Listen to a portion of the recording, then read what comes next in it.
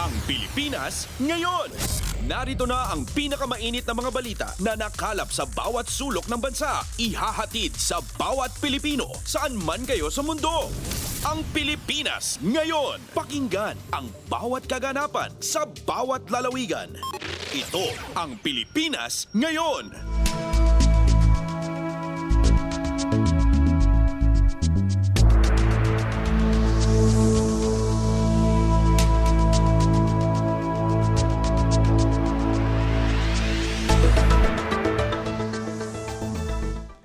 Magandang araw po sa ating mga tagapakinig. Welcome po ulit sa ating programang Ang Pilipinas Ngayon. Ito po ang inyong lingkod, Steph Vicente. Samahan niyo po ako sa kabuuan ng ating palatuntunan. Tulad ng dati, mapakikinggan po ang ulat ng ating mga kapatid na himpilan sa probinsya, ang ating mga segmentong balitang negosyo at kalakalan, balitang esports at balitang artista, maging ang ilan sa mga pangunahing balita mula naman dito sa ating bansa. Yan po sa kabuuan ng ating palatuntunan, Ang Pilipinas Ngayon. Mga kaganapan sa Kamaynilaan at mga kalapit na lalawigan dito sa Ang Pilipinas Ngayon.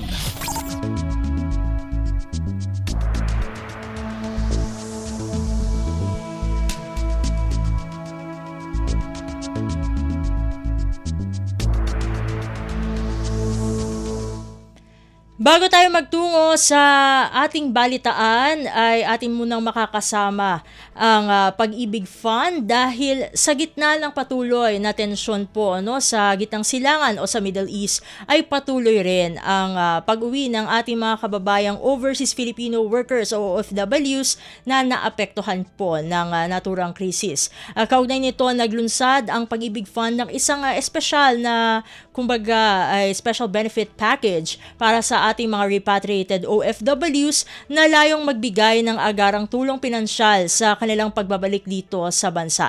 Kabilang na ang posibilidad na ma-withdraw ang kanilang ipon at pansamantalang kaluwagan din sa pagbabayad ng housing loans. Ayon sa ating pamahalaan, ito ay tugon sa direktiba ng ating Pangulong Ferdinand R. Marcos Jr. upang matulungan ang mga apektadong manggagawa na makabangon at makapagsimula muli. At kaugnay nga nitong tinatawag natin na special benefits package na ito ay makakasama natin ang Vice President, Public and Member Relations Group ng Pag-ibig Fund, walang iba kundi si Ginoong Jack Jacinto Jr. VP Jacinto, welcome po sa Ang Pilipinas Ngayon. Si Steph Vicente po ulit ito ng Radyo Pilipinas World Service. Magandang hapon Steph at magandang hapon sa lahat ng nanonood at nakikinig sa inyong programa. Maraming salamat VP Jacinto sa pagbibigay po ng oras para makasama po namin kayo dito sa programa. Bago po ang lahat, para po sa kaalaman ng ating mga kababayan na nakikinig sa atin ngayon, partikular ang mga OFWs, mapa-repatriated man o yung mga gusto pong magpa-repatriate na nasa Middle East pa, ay ano po ba itong special benefits package na ito na makatutulong sa ating mga OFWs na nagdesisyon na nga po na bumalik dito sa Pilipinas amid the crisis po sa Middle East?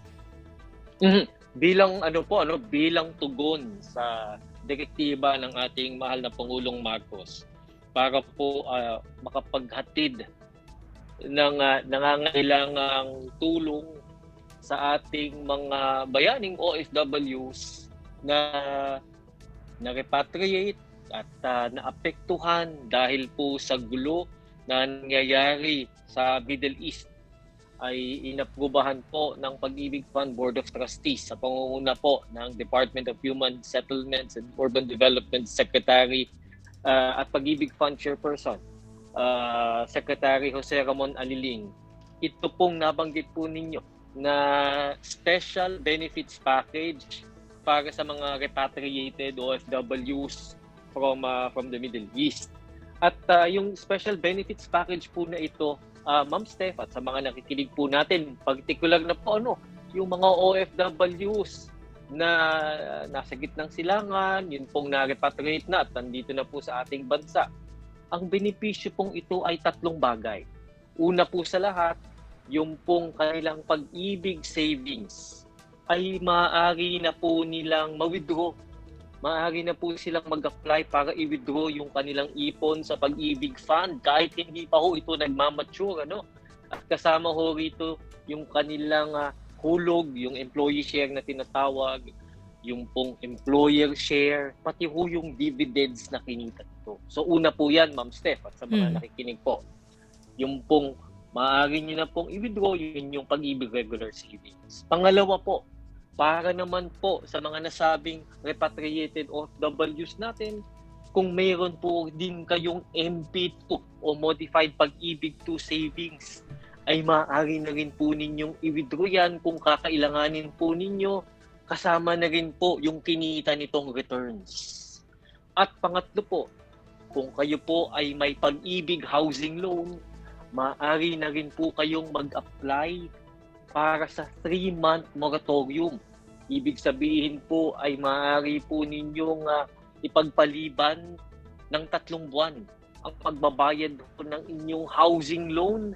I-extend na lamang po natin yung term ng inyong loan nang walang interest, nang walang penalty.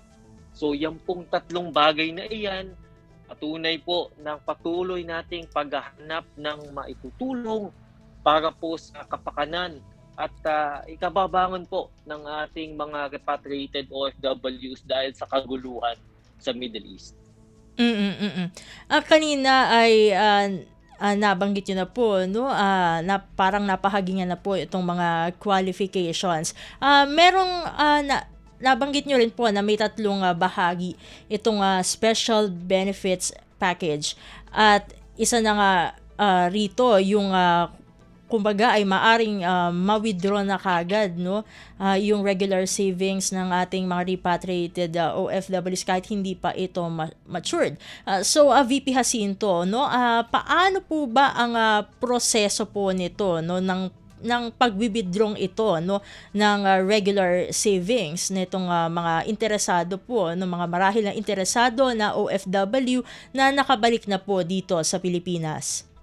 Alam ho ninyo, bilang tugon na rin ho natin sa panawagan ng ating Pangulong Marcos, dapat po yung mga benepisyo na ating inahatid sa ating mga bayaning OFWs, maging sa lahat ng ating mga miyembro at mga kababayan, ay dapat abot kamay. Kumbaga kaya at madaling applyan ng ating mga miyembro. Kaya po yung pag-a-apply para po doon sa 3 binanggit ko, para sa mga ating muli po, sa mga qualified OFWs ho natin, yung pong pag-ibig savings, yung pag-withdraw ng pag-ibig savings, yung pag-withdraw ng MP2 savings, at yung pag-apply ng moratorium on housing loan payments ng 3 buwan. Lahat po yan ay maaari pong i-apply sa alinmang pag-ibig fund branch. May mahigit po tayo, Ma'am Steph, at sa mga nakikinig po, alinman sa mahigit 200 branch, OFW Center o Service Office ng Pag-ibig Fund, ay maaari po kayong tulungan at maaari po kayong diyan mag-apply para sa benepisyong ito, at maaari din po kayong mag-apply online via virtual pag-ibig. Yung pong pag-withdraw ng inyong savings, maaari nyo na po iyang gawin online via virtual pag-ibig, at pati itong pag-apply for moratorium sa mga susunod pong araw ay available din na po yan online. So muli po, para po madaling applyan at abot kamay sa ating mga qualified OFW members, ito pong mga benefits na ito ay maaari po ninyong i-apply. Maaari po kayong mag-apply sa mga ito sa alinmang Pag-ibig Fund branch o online via virtual pag-ibig. At mahalaga po, Ma'am Steph, at sa ating mga tagapanood at tagapakinig, libre po ito, ha, wala pong bayad ang pag-apply. Nabanggit nyo yung virtual pag-ibig, no? Ito po ba ay kumbaga pwede rin pong gamitin kahit nung mga Kasi syempre may mga nakaabang pa po, 'no, na mga mare-repatriate na yung mga nasa mga bansa pa po, 'no, sa Middle East na kumbaga uuwi naman po dito sa Pilipinas, ay pwede na rin po ba nilang mai-avail itong special benefits package gamit po ang virtual pag-ibig? Oras po na sila po ay nasa listahan na ng OWA bilang isang repatriated OFW, iyan po ay maaari na po nilang isubmit muli po sa alinmang Pag-ibig Fund branch or online yung kanilang aplikasyon para sa mga benepisyo. Katuwang po kasi natin at sumusuporta po tayo bilang hakbang ng nagkakaisang pamahalaan sa ilalim ng Marcos administration. Ito po'y suporta natin sa mga reintegration efforts at assistance efforts na ini-implement po ng Department of Migrant Workers maging ng Overseas Workers Welfare Administration.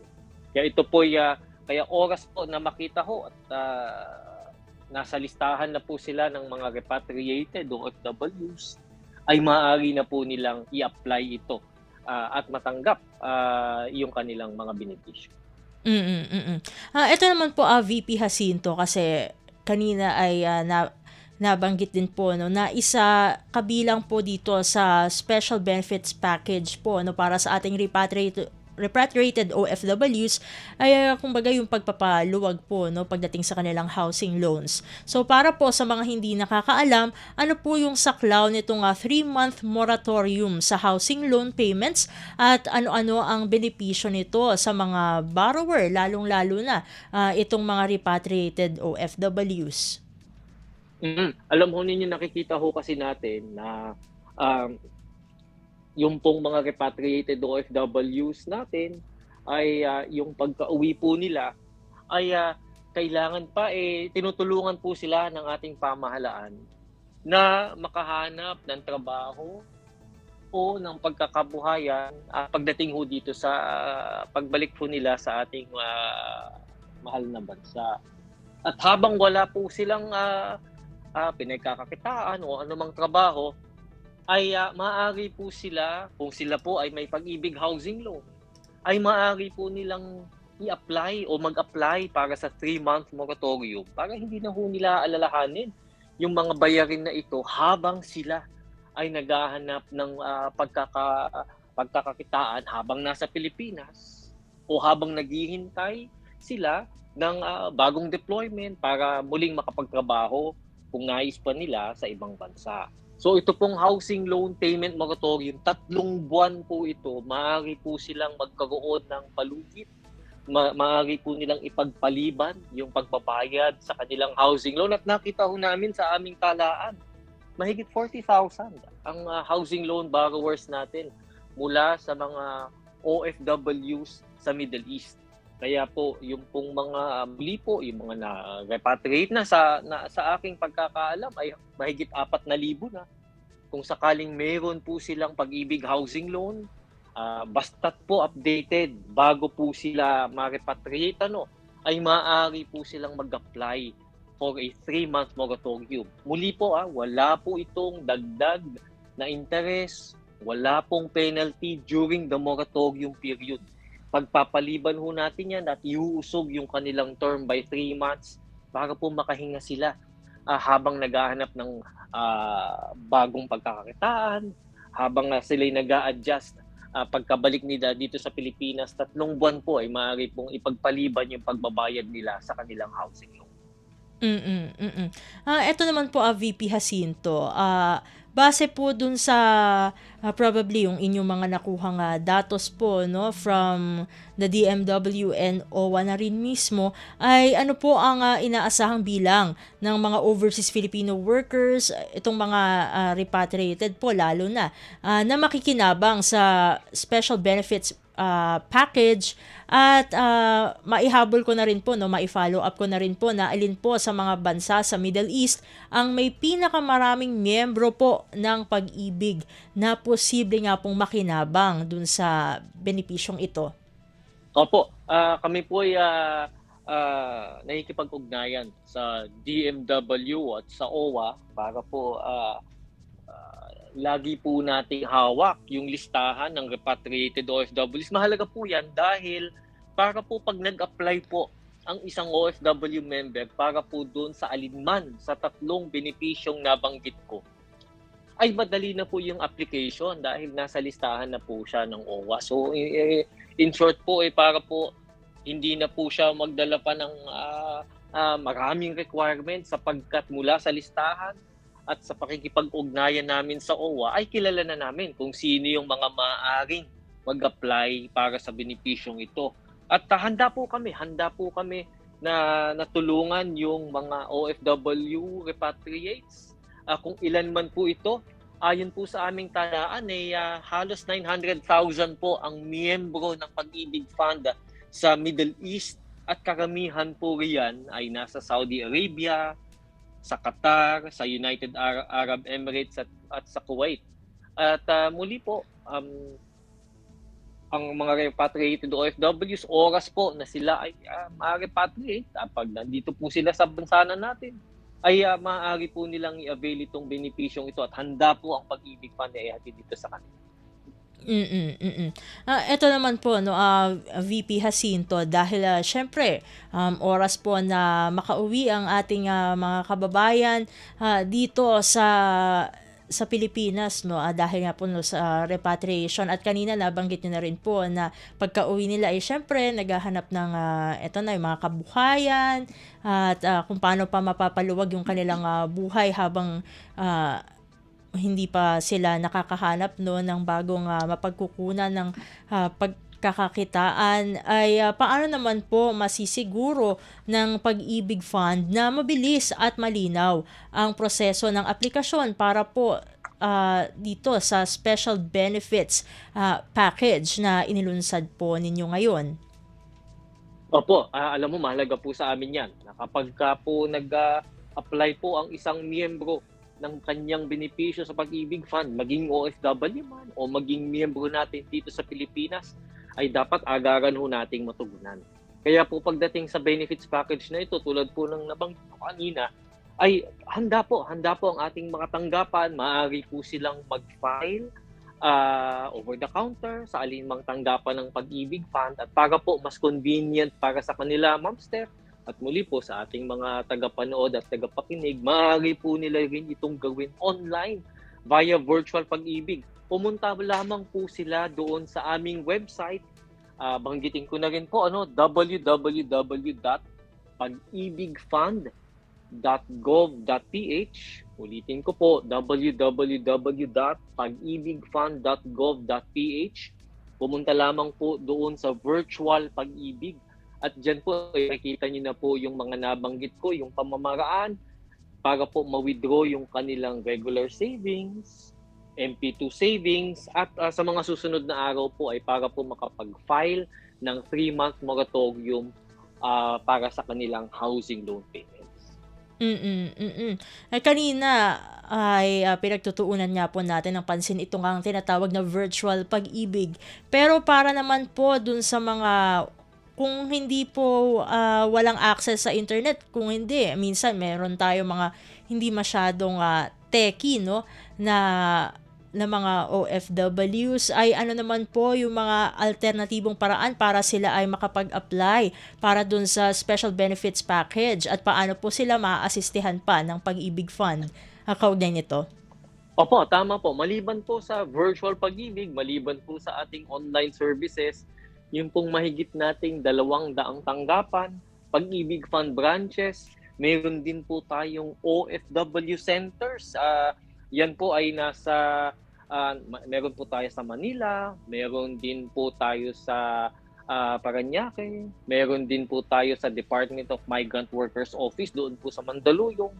Maging po yung mga service offices ho natin nationwide ay handa pong tumanggap ng kanilang mga aplikasyon. Muli po, kahit aling branch o tanggapan ng Pag-ibig Fund ay maaari po ninyong isumite ang inyong aplikasyon kung ito po ay kakailanganin po ninyo. Muli po, yung ating 3 programa para sa ating special benefits package para sa repatriated OFWs dahil po sa kaguluhan sa Middle East. Mm. Siguro ito na lamang po, no, bago ko po kayo pakawalan, VP Jacinto, para po sa ating mga tagapakinig na marahil ay syempre interesado po, no, dito sa special benefits package, maging sa iba pa po nga serbisyo ng Pag-ibig Fund. Paano po, bilang bahagi ng inyong mga panghuling mensahe, paano po nakikiisa ang Pag-ibig Fund sa whole of government approach ng Marcos Jr. administration sa pagtulong po sa mga OFW, lalong-lalo na itong mga naiipit po sa kaguluhan sa Middle East? Go ahead po, VP Jacinto.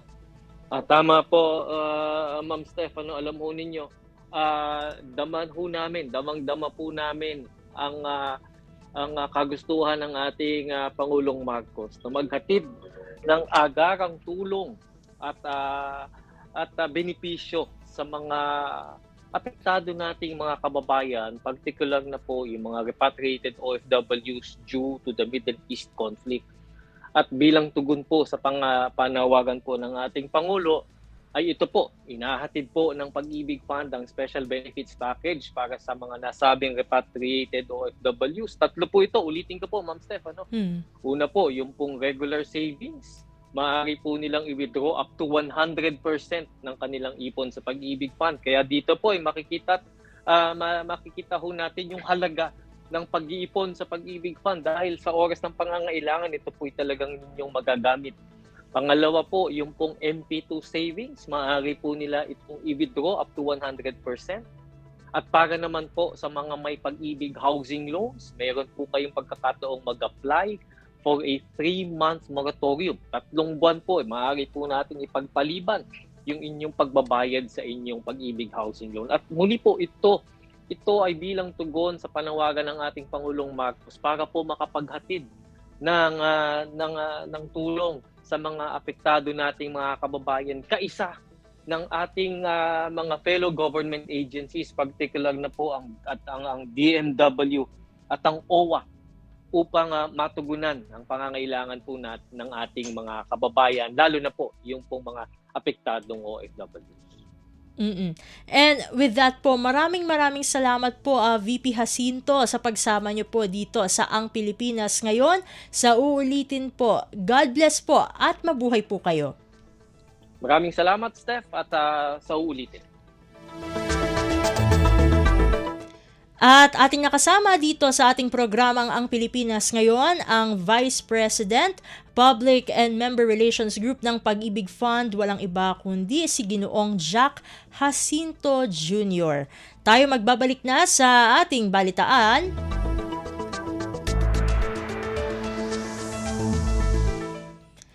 Sa mahalagang balita, karagdagang 21 overseas Filipino workers o OFWs mula sa bansang Qatar, balik bansa na. Ang detalye ng balita ihahatid sa atin ni J. Mark Dagala. Balik bansa na ang karagdagang 21 Pilipinong piniling umuwi sa bansa matapos maipit sa nagpapatuloy na gulo sa gitnang silangan. Lumapag ang sinasakyan nilang Qatar Airways Flight 928 sa Ninoy Aquino International Airport Terminal 3 pasado alas 10 kagabi. Lulan nito ang 19 na overseas Filipino worker at isang kaanak na nag-avail ng repatriation program ng pamahalaan. Tumanggap sila ng tulong mula sa Department of Migrant Workers, Overseas Workers Welfare Administration, Department of Foreign Affairs at Embahada ng Pilipinas sa Doha. Nitong Sabado de Gloria, 67 OFWs ang umuwi rin sa bansa mula sa Qatar na kinabibilangan ng 54 OFWs at 13 mga kaanak nito. Sa kabuuan, naabot na sa 564 na mga OFW na nakauwi na sa bansa buhat sa Qatar, alinsunod na rin sa direktiba ni Pangulong Ferdinand R. Marcos Jr. na ligtas sa pauwi ng mga Pilipinong naiipit sa gulo sa gitnang silangan. Para sa Bagong Pilipinas, si Mark Dagala, Radyo Pilipinas, Radyo Publiko. Kumpleto, detalyadong balitaan, di papahuli sa mahahalagang kaganapan. Kamustahin ang inang bayan, ang Pilipinas Ngayon. Samantala, pinuri ng isang repatriated overseas Filipino worker o OFW mula Kuwait ang mga ahensya ng pamahalaan na tumulong upang sila ay makauwi dito sa Pilipinas sa gitna pa rin ng kasalukuyang tensyon sa Middle East. Kabilang sa mga ahensya nito, o sa mga ahensyang ito ang Department of Migrant Workers o DMW, Overseas Workers Welfare Administration o OWA at ang Department of Foreign Affairs o DFA sa pamagitan ng ating embahada sa Kuwait. Sa panayam ng programang Global na Tayo ng Radyo Pilipinas World Service, sinabi ng repatriated OFW na si Fritzy Yamson Bongar na mabilis ang naging proseso ng repatriation papunta dito sa Pilipinas kahit na siya ay pumila upang may avail ang naturang serbisyo tulad ng iba pa nating mga kababayan sa Kuwait. Ayon kay Yamson Bongar, meron na siyang sinagutan na mga form noong Marso 24 at makalipas lamang ang 6 na araw ay nakatanggap na siya ng abiso na makakauwi na siya ng Pilipinas. So, pumila po ako doon and then nag-fill out ako ng mga forms on March 24. March 24 po yun. And so, after that, hindi pa po canceled by the way yung visa ko. So, yun po yung pending ko kasi kailangan nila lang cancellation of my visa. So, the next day, ayun nga po, nakipag-coordinate ako ng company na kailangan i-cancel kasi one of the requirements was the visa cancellation na. Canceled, oo.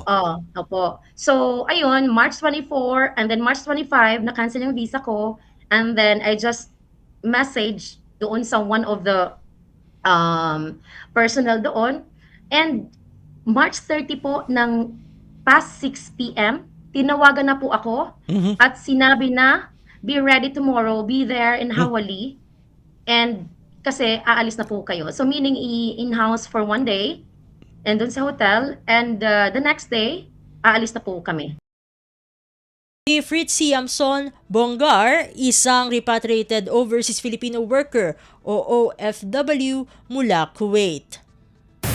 Pasada ng mga balita mula sa Pilipinas para sa mga Pilipino saan man sa mundo. Ang Pilipinas ngayon.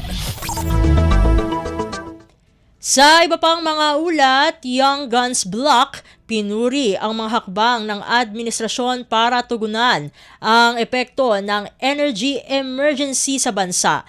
Ang detalye ng balita, ihahatid sa atin ni Kathleen Forbes. Pinapurihan ng House Young Guns ang mabilis at komprehensibong tugon ng Pangulong Ferdinand R. Marcos Jr. sa nakaharap ng energy emergency ng bansa, dulot ng tensyon sa gitnang silangan. Ayon kina Deputy Speakers Paulo Ortega at Jay Conghun at Assistant Majority Leader Z. Alonto Adyong, epektibo ang whole-of-government approach ng administrasyon sa pagtiyak ng sapat na supply ng langis. Diin ni Ortega ang kahalagahan ng diplomasya at pakikipag-ugnayan sa Iran upang matiyak ang tuloy-tuloy na daloy ng langis na mahalaga sa ekonomiya at pang-araw-araw na buhay ng mga Pilipino. Samantala, sinabi ni Conghun na ang paglalabas ng 20 billion pesos mula sa Malampaya Gas Fund para makabili ng hanggang 2 milyong bariles ng produktong petrolyo ay nakatulong naman sa pagpapataas ng inventaryo ng bansa. Kinilala din ni Adyong ang nakuhang garantiya ng Pilipinas mula sa Iran para sa ligtas sa pagdaan ng mga Philippine flag vessels at supply na enerhiya mula sa naturang rehiyon. Bukod pa nila ito sa deklarasyon ng National Energy Emergency na nagbigay daan sa pagbigay ng subsidiya sa sektor ng transportasyon at agrikultura. Sa bahagi naman ng Kamara, kasado na nila sa April 8 ang joint hearing ng 13 komite upang makabuo ng legislative package bilang tugon sa sitwasyon. Para sa Bagong Pilipinas, Kathleen Forbes, Radyo Pilipinas, Radyo Publiko.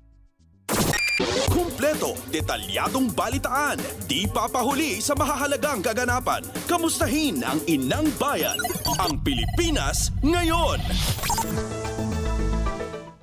Sa iba pang mga balita, safe passage deal sa Iran, major win para sa energy security ng Pilipinas ayon sa isang senador.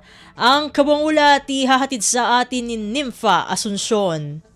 Giniit ni Senador Sherwin Gatchalian na isang malaking tagumpay para sa energy security ng Pilipinas. Ang kasundo ang nagpapahintulot ng ligtas na pagdaan ng mga oil tanker ng Pilipinas sa Strait of Hormuz. Ayon kay Gatchalian, ang pangako ng Iran na papayagang makadaan ng mga tanker na may dalang langis patungong Pilipinas ay mahalagang hakbang para matiyak ang tuloy-tuloy na supply ng langis sa gitna ng umiigting na tensyon sa gitnang silangan. Binigyang diin ng Senador na ang pagkakaroon ng ligtas na maritime corridor ang tanging praktikal praktikal na solusyon para mapalakas ang fuel reserves ng bansa. Pinuri rin ni Gatchalian ang Department of Foreign Affairs o DFA at ang Department of Energy o DOE sa mabilis at epektibong aksyon para maisakatuparan ng kasunduan. Nagbibigay anya ang development na ito ng pag-asa na mababawasan ang epekto sa ekonomiya ng Pilipinas ng sitwasyon sa Middle East. Tiniyak rin ng Senate Protect Committee Chairman na patuloy nilang isusulong na maisagawa ang mga contingency action plans na kanilang pinapanukala para maprotektahan ang kapakanan ng mga Pilipinong apektado ng gulo sa Middle East. Mula Senado para sa Bagong Pilipinas, Ninfa Asuncion, Radyo Pilipinas, Radyo Publiko.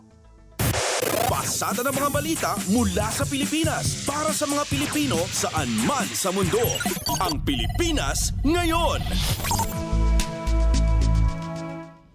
Sa iba pang mga ulat, itinuturing ng isang eksperto na isang napakagandang balita ang naging matagumpay na pakipag-usap ng Department of Foreign Affairs o DFA sa bansang Iran kaugnay ng paggagawad ng safe passage sa mga Philippine flag vessel sa Strait of Hormuz. Sa panayam ng Bangon Bayang Mahal kay Philippine Energy Research and Policy Institute Executive Board Member Attorney Jay Layug, magiging maganda ang epekto nito sa supply ng bansa, gayon din sa presyo ng mga produktong petrolyo. Ngunit abiso ni Layug na hindi instant ang mararamdamang pagbaba sa presyo ng produktong petrolyo dahil kinakailangan pa ng sapat na panahon para sa price adjustment ng petrolyo lalo't patuloy pa rin ang kaguluhan sa Middle East. Itong pag-allow ng Tehran po na makadaan ng mga vessels para sa atin ay binibigyan ho ng focus yung supply, sustainability. Kasi nga ho, ayaw natin na mawalan tayo ng supply ng langis. Pero ho yung presyo, ibang kwento ho yan. Hanggang may sigalot po dyan sa Middle East at patuloy yung pag-aaway nila, ay nagre-react ho yung market natin. Iginiit din ni Layug na hindi na rin nagpapahinga ang pamahalaan para humanap ng iba't ibang solusyon upang maibsan ang bigat na dulot ng sumisirit at nagtataasang presyo ng produktong petrolyo. Magiging malaking tulong din kung maging ang publiko hahanap din ng paraan upang hindi masyadong maapektuhan ng taas presyo sa petrolyo sa pamagitan ng paglipat sa paggamit ng electronic vehicles. Yung mga measures po na iniisip po ngayon ng pamahalaan, iba-iba ho para kahit pa paano maibsan ang pasakit sa atin lahat. Kita ko ang DOTR, pinapadami na ho yung frequency ng MRT at LRT. At today ho, nakita rin ho natin yung DPWH na sabi niya na ayusin niya ho yung EDSA para ho mas madami pang bus at madami pa hong pwedeng magbisikleta at maayos din ho yung alternative modes of transportation. Si Philippine Energy Research and Policy Institute Executive Board Member Attorney Jay Layug.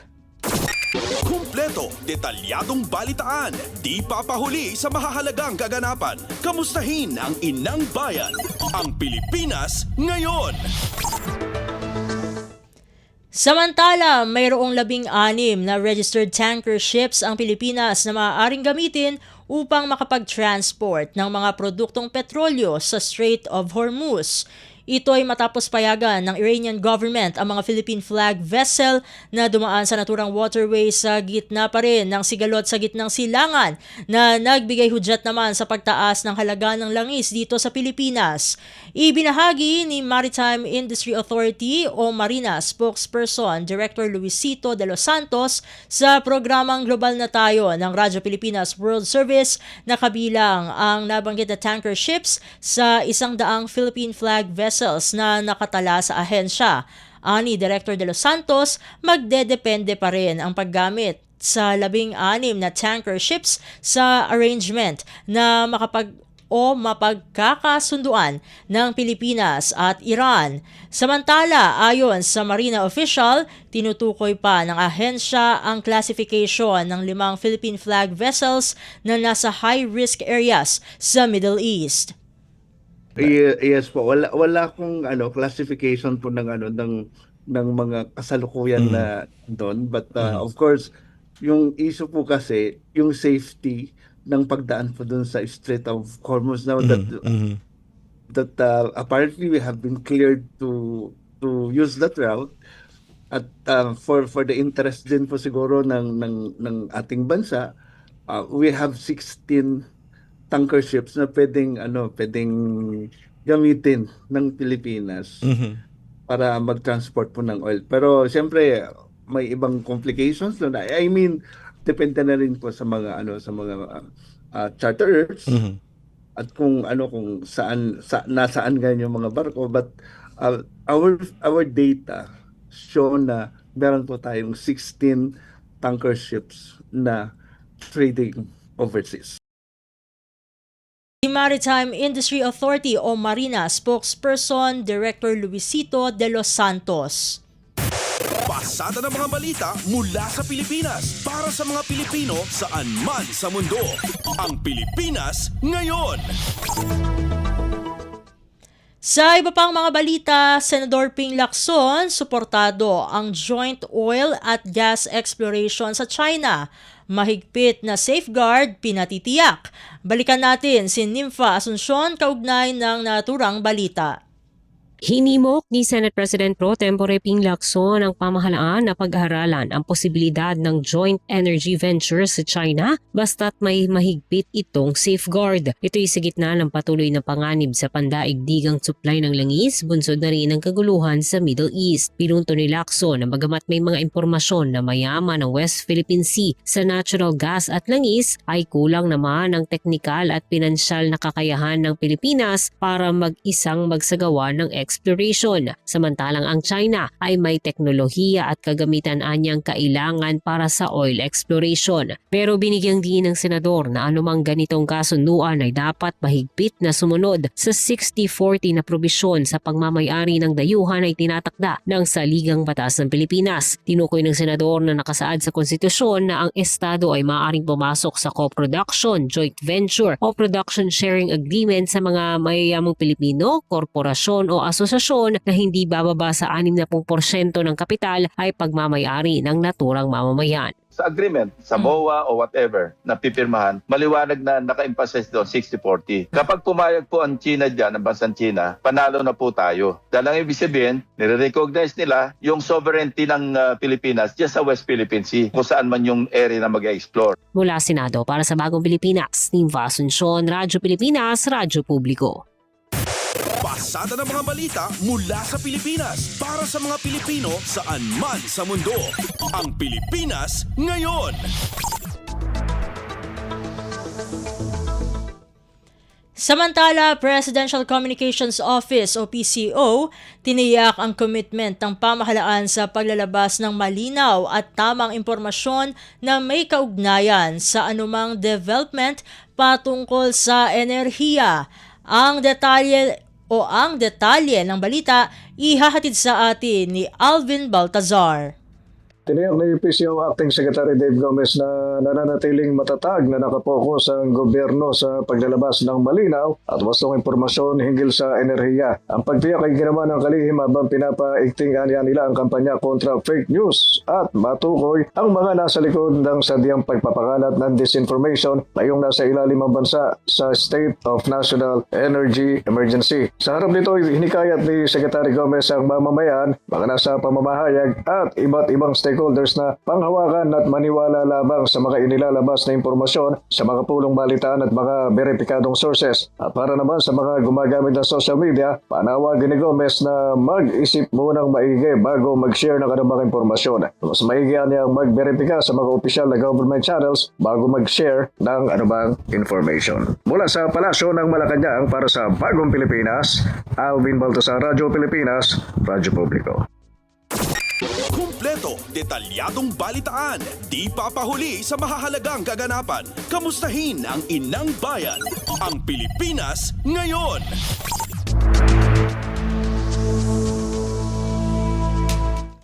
Sa iba pang mga balita, magsasagawa ng joint meeting ang mga komite ng House of Representatives, ngayong Abril 8 bilang tugon sa patuloy na tumataas na presyo ng produktong petrolyo sa bansa.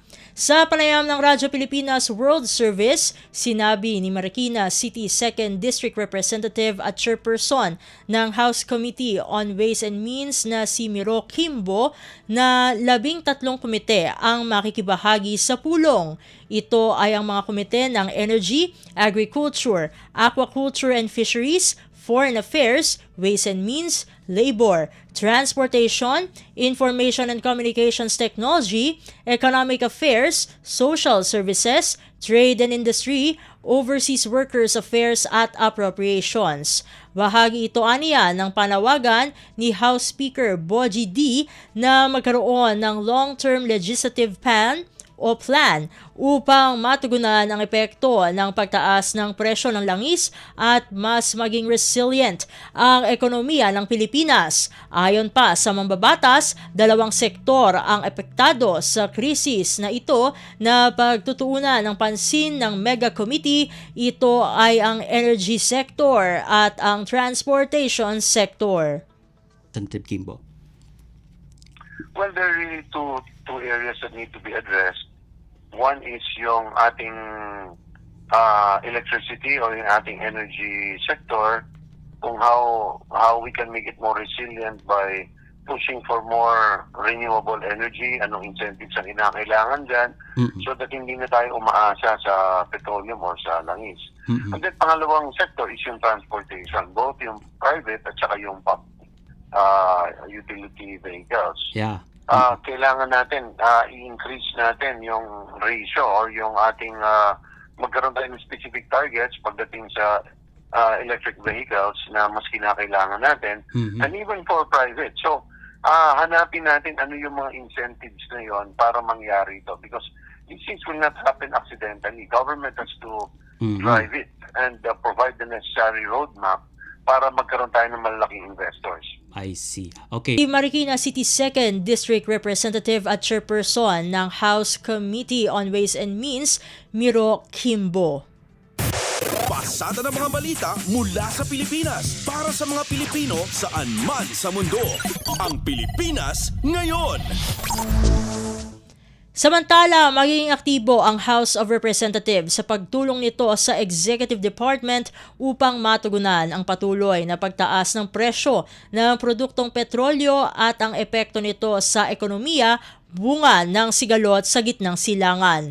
Sa programang Front and Center ng Radyo Pilipinas World Service, sinabi ni Marikina City 2nd District Representative at Chairperson ng House Committee on Ways and Means na si Miro Kimbo na handa ang mababang kapulungan na bumuo ng mga mekanismo na tutugon sa problema ng supply at presyuhan ng langis. Isa sa mga bubuuin ay ang pagkakaroon ng isang strategic oil reserve na nakasentro sa supply side, at ito ayon kay Kimbo ay mangangailangan ng pagkakaroon ng isang panukalang batas. Tinukoy din ng mambabatas mula sa Marikina City ang 2 areas of concern na pag-uusapan ng binuong Mega Committee sa Abril 8. Ito ay ang supply at ang presyuhan. In terms of, there are two issues there with the oil. No? One is the price, which is skyrocketing, and then pangalawa is the supply. So on the supply side, kaya natin ma-address yan by coming up with matagal nang pinag-uusapan na strategic petroleum reserve policy. So ito ay isang petroleum security measure natin na ang Pilipinas at any point in time should have the ability or should be able to store at least 60 days na supply ng gasolina within the country. Now, that really requires a legislation. So, isang bagay yan na kabahagi yan sa pag-uusapan dito sa ating hearing sa Wednesday. Okay, great. Okay, so Marikina City 2nd District Representative at Chairperson ng House Committee on Ways and Means, Miro Kimbo. Pasada ng mga balita mula sa Pilipinas para sa mga Pilipino saan man sa mundo. Ang Pilipinas ngayon. At iyan ang mga mainit na balita para sa araw na ito. Samantala, tayo didiretso na sa bugso ng ating mga regional news. Balita mula sa lalawigan sa bawat rehiyon ng ating bayan. Dito sa Ang Pilipinas Ngayon. Dumako muna tayo sa rehiyon ng Luzon. Department of Trade and Industry o DTI Region 2 tiniyak na walang pananamantala sa mga tindahan sa PUV Terminal sa Region 2 nitong Semana Santa. Ang kabuang ulat ihahatid sa atin ni April Ratio mula sa Tuguegarao. Impasigurado ti Department of Trade and Industry wenno DTI Region 2 asaan na ginundawayan dagiti tiandaan kadagiti public utility vehicle terminal iti pananglagip ti Semana Santa. Kaagpaysuan na sakbay pay ti manamnama panagsamput dagiti biyahero nang isayang kat ti ahensya ti monitoring activity kadagiti transportation terminal tapno masigurado nga amin na business establishment katumong tungpal iti fair trade laws karaman ti proper price tagging ken umno apan ang presyo kadagiti magatang. Pinalagi panda iti daytoy dagiti tinderang agbalin na napudno na simbengken surutan dagiti ethical standards iti operasyon da. Iti daytoy nga dang gandat da protektaran dagiti consumer maitandudo ti responsable panagnegosyo ken siguraduan tinatalged na simbengken na namay a kapadasan dagiti pasahero iti daytoy a peak travel season. Itatata nagsubli iti normal ti sitwasyon nagtultuloy lata ti monitoring ti DTI karaman dagiti dadumapay a business establishment nang nangrunat na mapaspasamak ti krisis nga inya ay ti gera ijay Middle East. Manipod syudad ti Tuguegarao dayti ni April sa Lucan Ratio para iti Radyo Pilipinas World Service. Balita mula sa lalawigan sa bawat rehiyon ng ating bayan. Dito sa Ang Pilipinas Ngayon. Inyong napakinggan ang ulat ni April Ratio mula sa Tuguegarao. Puntahan naman natin ang Baguio City. Department of Agriculture o DA nagpahatid ng 18 truck sa Benguet Agri-Pinoy Trading Center upang maibiyahe ang mga produktong gulay patungong Maynila. Ang kabuang ulat ihahatid sa atin ni Jong Munar. Nang ipatulod iti Department of Agriculture iti 18 trucks tap na may iwaras iti merkado iti Metro Manila, iti natin nga nagtao iti probinsya ti Benguet kalpasan iti oversupply ang nagitunda iti rigat galing iti lokal Manalon. Sigon kini Department of Agriculture Secretary Francisco Laurel Jr. karaman kadagiti truck iti kukat iti Department of Agriculture Regional Units ken nagiti kooperatiba. Sinaportaran mat iti departamento iti paraggastos iti gasolina tapno maidanon iti trading hubs iti apit. Sigon kini Secretary Laurel bayatas ang dagos nga marisot iti pakaseknan makatulong iti barong addang iti dagos nga panakarisot iti oversupply iti nating ken panangliklik iti panakalugi dagiti Manalon. Nakapokus matlang iti DA iti panangibangon iti mega cold storage ken modular storage units tapno temporaryo a pagkakabilan iti apit kastamatan iti panagpapigsa iti supply chain babaan iti kadiwa ng Pungulo site ken dadumapay nga merkado iti Metro Manila. Inkari matlang ni Secretary Laurel iti personal nga panagbisita na iti syudad ti Baguio ken La Trinidad tapno masigurado iti dagos at tulong kadigiti Manalon. Manipod Radyo Pilipinas Baguio, Jong Munar nang ipadamag para ti Radyo Pilipinas World Service. Balita mula sa lalawigan sa bawat rehiyon ng ating bayan. Dito sa Ang Pilipinas Ngayon. Inyong napakinggan ang ulat ni Jong Munar mula sa Baguio City. Puntahan naman natin ang Lucena. Solar-powered irrigation systems implementation sa Mimaropa Region pinamamadali. Ang detalye ng balita ihahatid naman sa atin ni Tom Alvarez. Pinamamadali ng DA Mimaropa ang implementasyon ng solar-powered irrigation systems sa Mimaropa Region. Ayon sa pabalid ng ahensya, ang nasabing mga proyekto ay bahagi ng patuloy na pagsisikap ng pamahalaan na pagandahin ng agricultural productivity at climate resilience, lalong-lalo na sa corn program. Idinagdag pa ng DA na nilalayo ng nasabing inisyatibo na mabigyan ang mga magsaka ng sustainable at cost-efficient alternative sa mga traditional na irrigation methods sa pamamagitan ng paggamit ng solar technology. Mababawasan ng solar-powered irrigation systems ang dependence sa fuel-powered pumps. May bababa ang operational cost at masisiguro ang mas maasahang supply ng tubig. Mula sa lungsod ng Lucena, Tom Alvarez para sa Radyo Pilipinas World Service. Balita mula sa lalawigan sa bawat rehiyon ng ating bayan. Dito sa Ang Pilipinas Ngayon.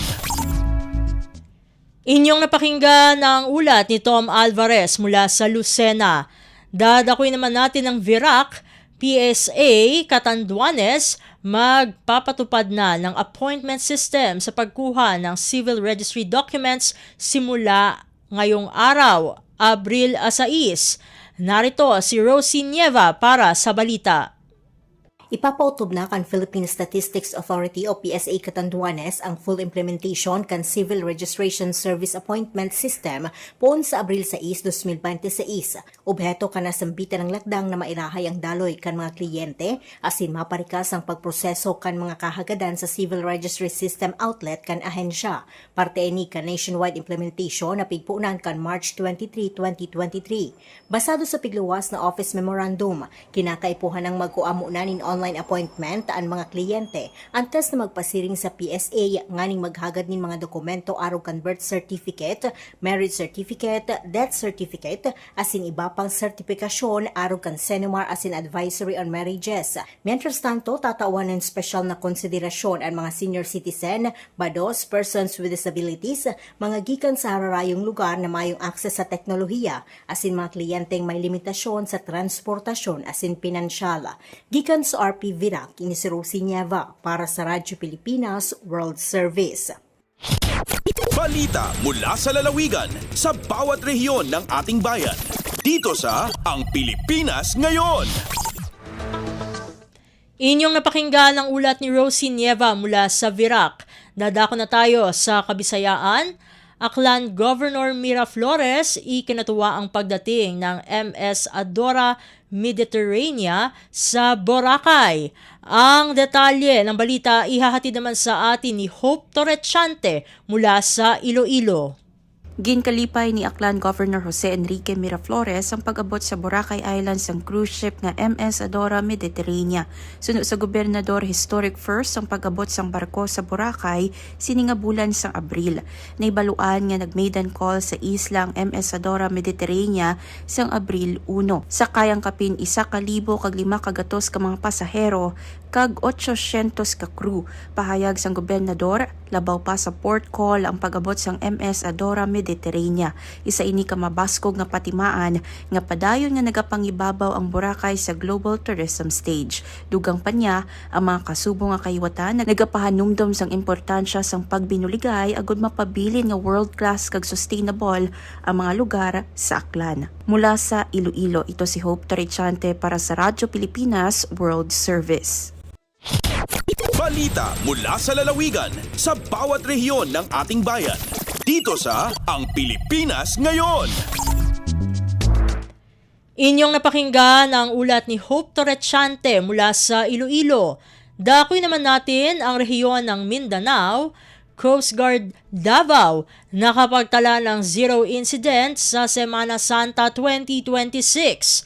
Ang detalye ihahatid sa atin ni Maymay Benedicto mula sa Davao. Nakabot sa Coast Guard District Southeastern Mindanao ang zero maritime casualty ato sa Semana Santa 2026 subay sa ilang report ubos sa Oplan biyaheng ayos gikan Marso 28 hangtod Abril 5. Sa pakigtambayayong sa ubang ahensya nakaalagad ang Coast Guard ug kapin 269,000 ka mga pasahero ingon man 1,354 ka mga barko ug 65,000 kapin ka rolling cargos ang na-monitor. Dugang niini 1,417 ka mga motorbangka ang gisiguro nga nakasunod sa safety regulations. Ato sa okasyon, anaa sa 946 ka mga personahe ang ipakatag sa mga pantalan ug baybayon aron nga masiguro ang kaluwasan ug seguridad sa mga biyahero. Matud pa sa Coast Guard Davao, ang maong kalampusan nagpakita sa ilang lig-on nga paningkamot sa maritime safety, pinaagi sa hugot nga pagpatuman sa balaod, padayon nga monitoring ug maayong koordinasyon sa mga ehensya aron nga masiguro ang luwas ug hapsay nga pagbiyahe sa kadagatan alang sa publiko. Gikan Davao City, Maymay Benedicto para sa Radyo Pilipinas World Service. Balita mula sa lalawigan sa bawat rehiyon ng ating bayan. Dito sa Ang Pilipinas Ngayon. Inyong napakinggan ang ulat ni Maymay Benedicto mula sa Davao. Dadakoy naman natin ang Butuan. 7 menor de edad mula Dinagat Islands na biktima ng human trafficking na sagip. Pakinggan ang balita mula naman kay Jocelyn Morano. Ito ka mga minor de edad kinsa gituho ang biktima sa human trafficking na luwas sa Dinagat Islands Police Provincial Office inabagan sa kapulisan sa Davao City. Ang mga bata gilangkuban sa unom ka mga lalaki ug usa ka babaeng naa sa edad 16 ngadto na sa 18 anyos ug taga Barangays Poblasyon, Aurelio ug Matingbe didto sa lungsod sa San Jose, probinsya sa Dinagat Islands. Sigon sa police report, girecruit ang pito sa usa ka Marilo Perez Iviota, residente sa Barangay Matingbe para manarbaho dito sa dakbayan sa Davao, dala ang pasalig sa dawaton taas nga suhulan. Wala matud pay pagtugot gikan sa mga ginikanan ang maong mga minor de edad ug human gi-report sa pulis. Paspas kini nakig-alayon sa Police Station number 115 dito sa Ecoland, Davao City ug dinhi malampusong na intercept ang mga biktima ug suspect. Gikan sa RP Butuan, kini si Jocelyn Morano para sa Radyo Pilipinas World Service. Balita mula sa lalawigan sa bawat rehiyon ng ating bayan. Dito sa Ang Pilipinas Ngayon. Inyong napakinggan ang ulat ni Jocelyn Morano mula sa Butuan. Dadakuin na natin ang Marawi. Lanao del Sur Provincial Veterinary Office nagsagawa ng price monitor sa mga palengke sa lalawigan. Narito ang kabuang ulat mula naman kay Malik Mambuay. Ining gulala ng Provincial Veterinary Official Lanao del Sur kaya pengileran ko mga argaw uping barang ang mga ayam ko mga padian sa kaya probinsya. Kiyan kaya mga ayam na lagi dura ka manok, raised chicken, karni, nitiba manok, agu kambing, agu pato. Ayas yung nila ng mga padian na lagi ng mga padian sa Maray City, Datara, Abasak, Malatalat, Biaba, Damag, Emi, Marqueta, Loksadat, agu sa Panggawasadok. Suming silang pan ko mga padian, ko mga munisipyo, isi na bubong, gusi sa Marano Timber, agu pagan market sa Ditsan Ramay, nagusi sa Sagiran. Alisang pon nasiyong nirampon sa mga padin sa Tamparan lagi da poblasyon agut talob banda gusumi sirampon sa padin sa Taraka. Ayan tapang kay opisina na din na malalayon so akaray gumang arga o pamamasanan agwa din na pagugupin gulanaw so agi mamamasan agu kapat ng sa mga padagang kumang arga o mga dagang niran. Gibo si Malik Mambuay po sa Marawi City para sa Radyo Pilipinas World Service. Balita mula sa lalawigan sa bawat rehiyon ng ating bayan. Dito sa Ang Pilipinas Ngayon. At inyong napakinggan ang ulat ni Malik Mambuay mula sa Marawi. Dito na nagtatapos ang bugso ng ating mga regional news. Dediretso na tayo sa ating segmentong Balitang Negosyo at Kalakalan na susundan ng segmentong Balitang Sports. Parehas na ihahatid sa atin ng ating kasamang si Leo Magpayo. Lagay ng ekonomiya, kalakalan, negosyo at iba pa. Atin ang alamin dito sa Ang Pilipinas Ngayon.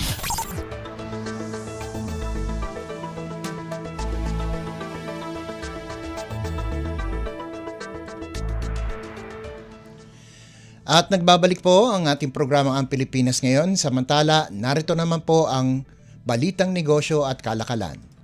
Nagkasundo ang OPEC Plus na muling taasan ang oil production quotas, magdadagdag ng 206,000 na barrels kada araw simula Mayo habang nagbabala na matagal at magastos ang pagkukumpuni ng mga energy facility sa nasira dahil sa gulo sa Middle East.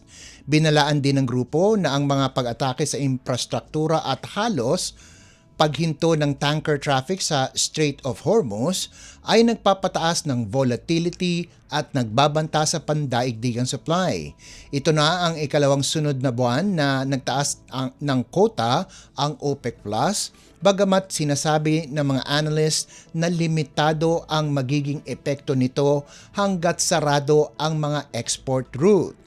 Binigyan din ng OPEC Plus ang kahalagahan ng pagprotekta sa maritime routes at pinuri ang mga bansang nakahanap ng alternatibong ruta para maibsan ang pag-uga ng merkado. Lagay ng ekonomiya, kalakalan, negosyo at iba pa. Atin ang alamin dito sa Ang Pilipinas Ngayon. Tumaas ang presyo ng krudo sa pagbubukas ng kalakalan ngayong Lunes habang patuloy na umiigting ang tensyon sa gitnang silangan na nagpapahigpit sa supply ng enerhiya sa buong mundo. Umakyat ng 1.86% sa 113.9 $1.62 kada bariles ang West Texas Intermediate, habang tumaas naman sa $110.30 ang North Sea Brent crude. Kasabay ng pagtaas ng presyo ang paglala ng sitwasyon sa Strait of Hormuz.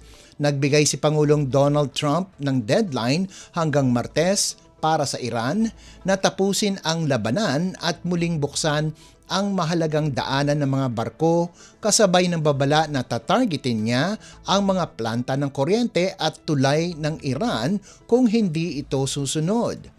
Pumapasok na sa ika-6 na linggo ang digmaan mula nang magsagawa ng pag-atake ang Estados Unidos at Israel noong Pebrero 28 na nagdulot ng malawakang kaguluhan sa rehiyon at pag-uga sa pandaigdigang ekonomiya. Halos isinara na ng Iran ang Strait of Hormuz na dinadaanan ng humigit kumulang 20% ng pandaigdigang supply ng langis at gas, kaya't patuloy na tumataas ang presyo ng petrolyo. Lagay ng ekonomiya, kalakalan, negosyo at iba pa. Atin ang alamin dito sa Ang Pilipinas Ngayon.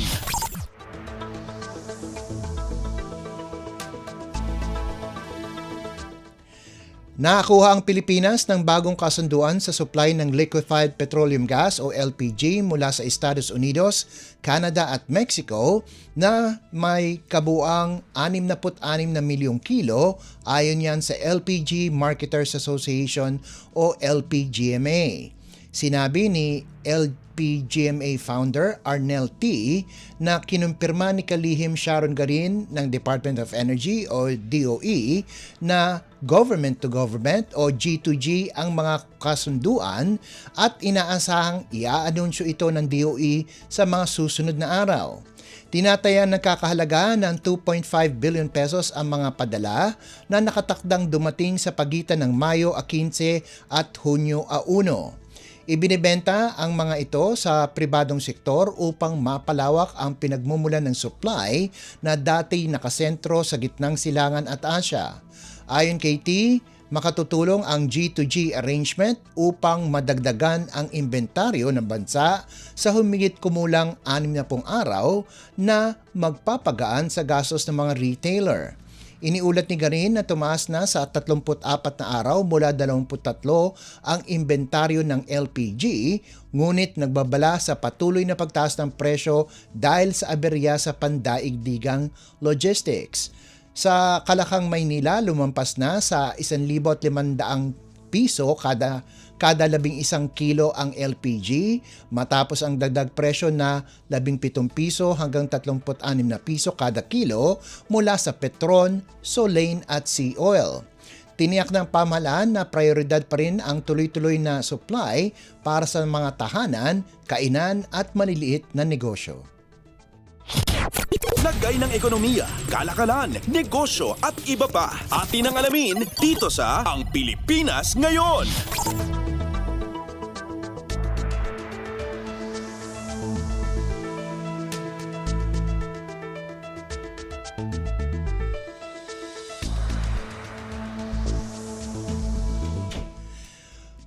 Kumikilos ang Bangko Sentral ng Pilipinas o BSP upang protektahan ang mga nangungutang sa mga lugar na tinamaan ng kalamidad sa pamamagitan ng panukalang Regulatory Relief Package na may 6 na buwang moratorium sa loan penalties. Sa draft circular, maaaring magbigay ang mga non-bank financial institutions ng hanggang 6 na buwang palugit sa pagbabayad ng utang kapag may kalamidad nang walang dagdag sa interes o multa sa pagkaantala. Layunin ng BSP na mapagaan ang bigat sa mga pamilya at maliliit na negosyo matapos ang bagyo, baha o lindol. Mas malawak ang tulong sa mga magsasaka, maaring palawigin sa 1 taon o higit pa ang palugit sa agricultural loans upang makabawi sa pinsala sa pananim at lupa. Pinapayagan din ng BSP na hindi muna isama sa past due at non-performing loan ratios ang mga borrower na apektado ng kalamidad sa loob ng 1 taon. Maaring ipamahagi sa loob ng 3 taon ang pag-record ng mga pagkalugi upang maiwasan ang biglang pagbaba ng kapital. Kasama rin sa panukala ang pansamantalang pagluwag sa ID requirements para sa mga nawalan ng dokumento at 3 buwang palugit sa pag-aproba ng emergency loans para sa mga empleyado. Hanggang Abril 10 naman ang deadline para sa komento ng mga stakeholder. Lagay ng ekonomiya, kalakalan, negosyo at iba pa. Atin ang alamin dito sa Ang Pilipinas Ngayon. At para naman sa halaga ng palitan, ayon sa Bangko Sentral ng Pilipinas ngayong Lunes, ika-6 ng Abril, ang halaga ng piso kontra sa dolyar ay nasa 60 piso at 33 sentimo. Ang Japanese yen naman po ay nagkakahalaga ng 38 sentimo. Ang Singaporean dollar ay nasa 46 na piso at 87 sentimo. 4 na sentimo naman ang won ng South Korea at nagkakahalaga ng 8 piso at 76 na sentimo ang isang yuan ng China. Sa iba pang palitan, ang Hong Kong dollar ay nagkakahalaga ng 7 piso at 70 sentimo. Ang British pound naman ay katumbas ng 79 na piso at 60 sentimo. Nasa 69 na piso at 51 sentimo ang euro, 43 piso at 29 na sentimo ang Canadian dollar, habang ang Saudi Arabian rial ay nagkakahalaga ng 16 na piso at 7 sentimo. Lagay ng ekonomiya, kalakalan, negosyo at iba pa. Atin ang alamin dito sa Ang Pilipinas Ngayon. At yan po ang ating balitang negosyo at kalakalan. Samantala, susunod naman po ang sports balita. Updates at pinakahuling mga usapin sa mundo ng palakasan. Atin ang pakinggan dito sa Ang Pilipinas Ngayon.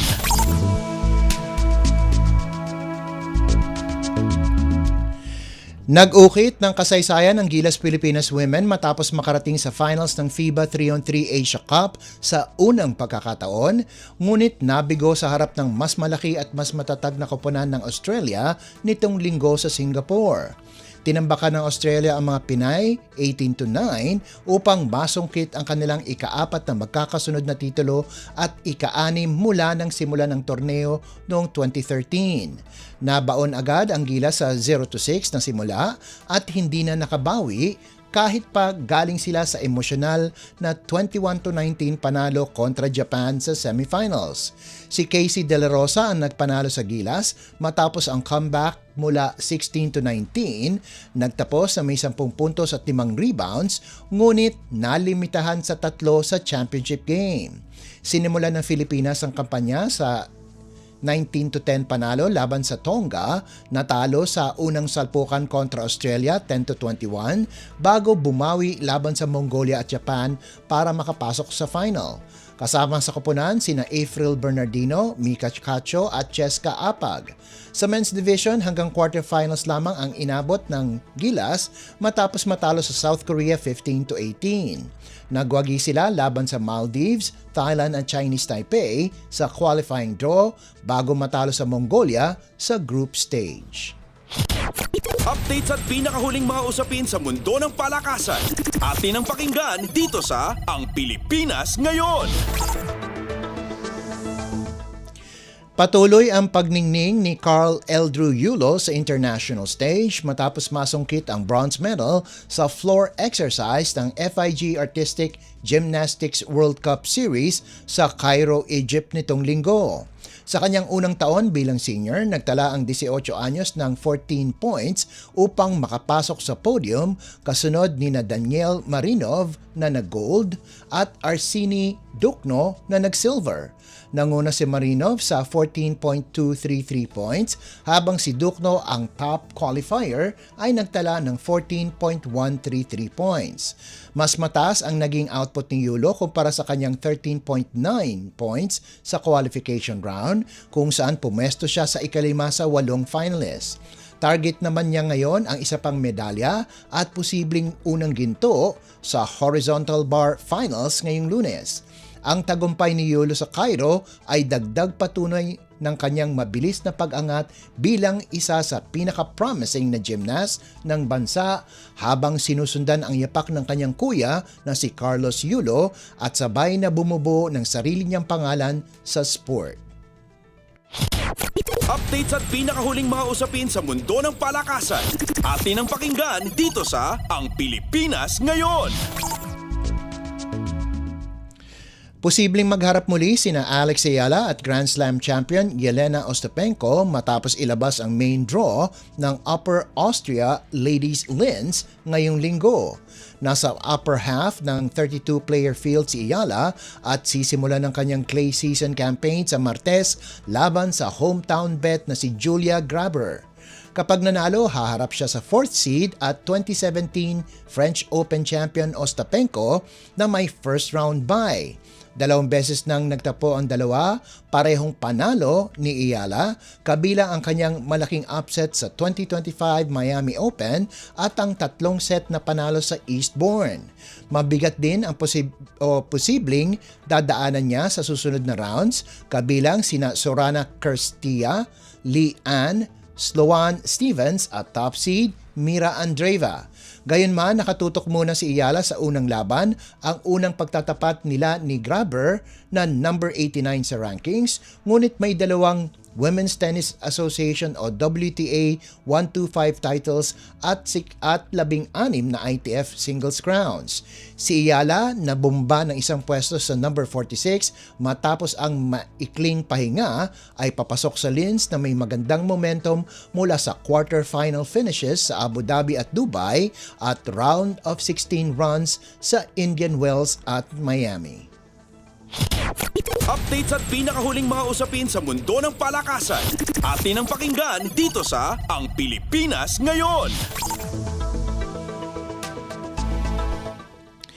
At bilang pangwakas sa ating segmentong sports balita, nagpasabog si Don Trolliano ng napakalaking tres sa huling 8.3 segundo upang iligtas ang San Miguel Beer at gulatin ang Barangay Ginebra 85-82 nitong Easter Sunday sa PBA Commissioner's Cup sa Smart Araneta Coliseum. Nanggaling sa 10 puntos na pagkakaiwan ang Beermen, pinangunahan ng nag-aapoy na si CJ Perez na bumuhos ng 15 sa kanyang 20 puntos sa final quarter bago tinapos ni Trolliano ang laban. Ito ang unang magkakasunod na panalo ng San Miguel ngayong conference na umangat sa 3-2 ang kartada. Nagambag si Perez ng 8 rebounds, 3 assists at 3 steals, habang kumamada si Justin Patton ng 19 na puntos at 17 rebounds. May 12 puntos si Trolliano at kahit 6 lang ang naitala ni Junmar Fajardo, kumalawit naman siya ng 13 rebounds. Nagpakawala ang Beermen ng 16-0 run mula 58-68, tungo sa 74-68 advantage sa natitirang 9 na minuto. Nakabawi ang Ginebra at naitabla ang laro sa 82-all sa huling 37 segundo, ngunit sinelyuhan ni Trolliano ang panalo sa kanyang clutch triple habang parehong mintis sina Justin Brownlee at Scottie Thompson sa huling opensa ng Kings. Pinangunahan ni Brownlee ang Ginebra sa 31 puntos habang may 16 na puntos at 7 assists si RJ Abarrientos. Updates at pinakahuling mga usapin sa mundo ng palakasan. Atin ang pakinggan dito sa Ang Pilipinas Ngayon. At yan po ang pinakauling balita sa larangan ng palakasan. Ito po si Leo Magpayo. Samantala, susunod naman po ang ating segmentong Balitang Artista na ihahatid sa inyo ni Mama JT. Ang latest, ang hottest sa showbiz and entertainment. Heto na sa Ang Pilipinas Ngayon.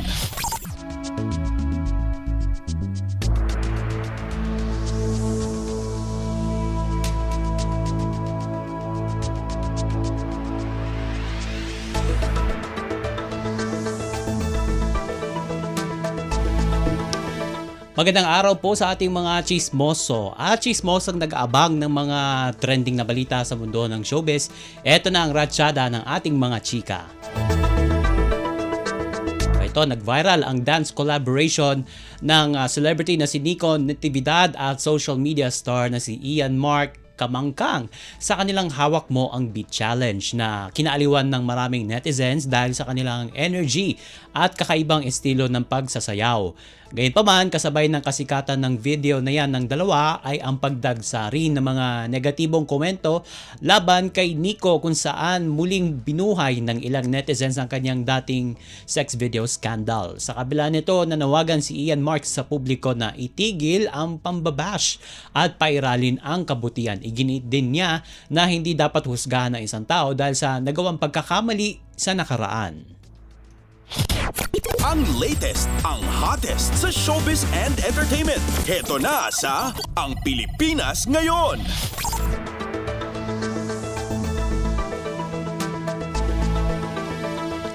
Samantala, muling umugong ang isyung may something o may connection itong housemates na sina Mika Salamanca at Will Ashley matapos nilang ibahagi ang kanilang sweet at tila romantic na bakasyon sa Bangkok sa Thailand. Bagamat wala pa silang kumpirmasyon tungkol dyan sa kanilang relasyon, kinilig ang fans sa kanilang travel photos, lalo na't makikita silang nagasama sa mga iba't ibang tourist spots at naka-school uniform pa sa ilang shots. Matagal nang nalilink ang dalawa, itong sina Will at Mika, lalo na matapos kumalat ang kanilang mga larawan sa Hong Kong noong unang bahagi ng taon.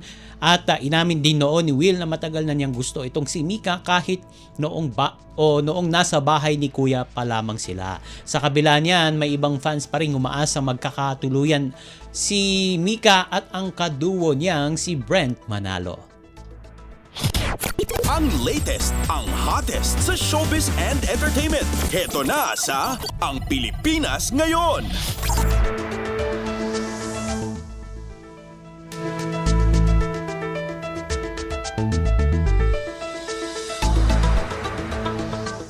Ito pa, usap-usapan ngayon sa social media ang aktres na si Alex Gonzaga matapos mag-post ng mga larawang tila nagpapahiwatig na siya ay buntis. Kapansin-pansin sa kanyang recent post ang maluwag niyang suot pati na ang mga simbolikong puting bulaklak at mga caption at ang caption na unang nagbanggit ng Little Life na kalaunan ay inedit. Dahil dito maraming netizens dyan ang naghinala at nagpahayag ng excitement para sa posibleng pagdadalang tao ni Alex kasama ang ganyang mister na si Mikey Morada. Gayunpaman, wala pang opisyal na kumpirmasyon mula sa mag-asawa. Matatandaan na naging emosyonal at mahirap ang naging fertility journey ni Alex dahil sa mga nakaraang miscarriage, kaya naman umaasa at sumusuporta ang fans na matupad na ang kanyang pangarap na maging ina. Ang latest, ang hottest sa showbiz and entertainment. Heto na sa Ang Pilipinas Ngayon. Sa huli nating chika for today, isang Filipina singer na si Cristel Herrera ang humakot ng atensyon sa Britain's Got Talent matapos siyang makakuha ng 4 na yes mula sa mga hurado, kaya pasok na siya itong si Cristel sa susunod na round ng kompetisyon. Pinabilib lang naman kasi ni Cristel ang mga judges at audience sa kanyang rendition ng kantang Run to You ni Whitney Houston na nagresulta sa standing ovation na mula kina KSI, Amanda Holden, Alicia Dixon at Stacey Solomon. Si Cristel na tubong Sampaloc, Manila at kasalukuyan nakabase sa UK o United Kingdom ay dati ring sumali sa It's Showtime na segment na tawag ng tanghalan kung saan siya ang unang nakilala at nag-viral pa nang mag-propose sa kanya ang kanyang partner.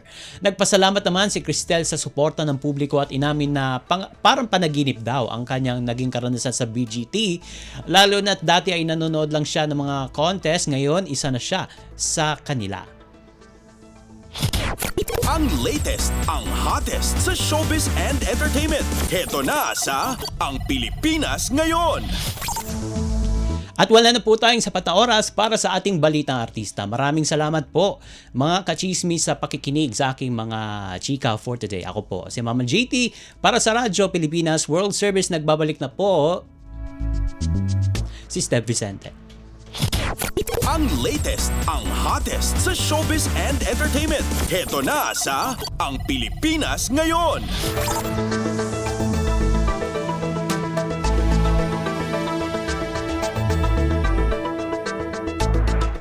At inyo pong napakinggan ang ating segmentong Balitang Artista para sa araw na ito. Samantala, magpapasalamat na tayo sa ating mga nakasama sa studio na sina Milo Jonella, Susan Aison, Hiro Lucero, Justin Osias at Anthony Pimentel. Salamat din sa ating executive producer para sa araw na ito na si Jerome Toledo.